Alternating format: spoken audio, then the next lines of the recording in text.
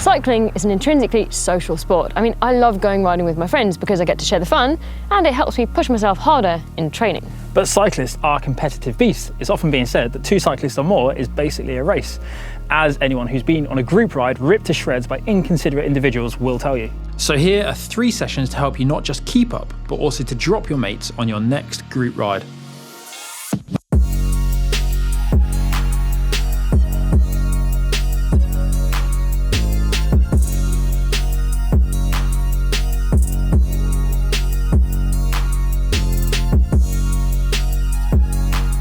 We all know that rider in a group ride that sits on and sprints for every town sign, or even worse, the cafe.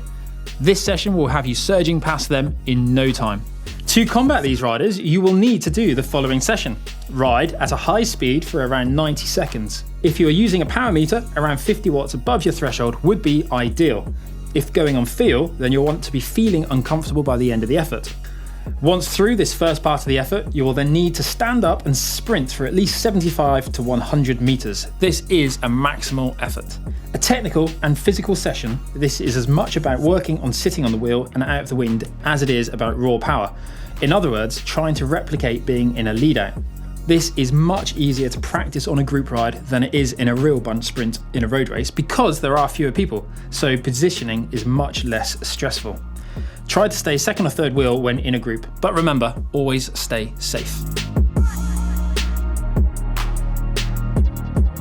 This comes in handy at traffic lights or at corners or junctions, so you can accelerate hard and fast to gap the others.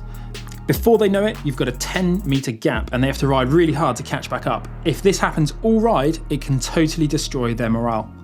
For this session, you need to stay seated, start from a slow speed in a relatively high gear, torque it up with max power for 15 seconds, look ahead and not down, try to keep good form and not rocking the bike.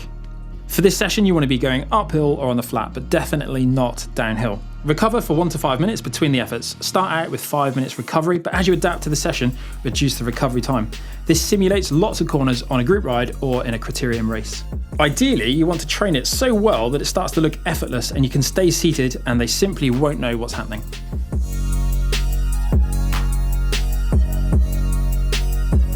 Have you ever been on a group ride where the pace becomes erratic and inconsistent on climbs? This session will help you cope with those surges and better your climbing ability. The principle is to do a long, unsteady effort. Change pace from a bit below threshold to a bit over threshold. Don't ease off too much between the surges or your mates will be able to recover. Remember, this is not a set of intervals, it's more like a threshold effort with surges over threshold. So the time you're not surging is not a recovery, even though it's going to feel easier than when you are on the pedals. So yes, it's going to hurt, and if you do it wrong, you'll blow up and drop yourself, which isn't really the idea, obviously. So make sure you do not start out too hard. You'll need to be on a decent hill with at least 10 minutes duration ahead of you. Start out with 1 minute surges, alternating with 1 minute slightly below threshold. You can base it on feel or go 20 watts over, 20 watts below. You can progress gradually to 40 watts over threshold surges with 30 watts below. That is a real killer. You're going well if you can do that for the entire climb. If your mates get wise to the regularity of your surges, then it might help them to hang on. In that case, it's good to mix it up. For example, surge for 30 seconds or 90 seconds or even 2 minutes. To start with, keep the easier below threshold time to the same length as the surge you just did, but as you get better at it, try reducing the easier off time to just 30 seconds.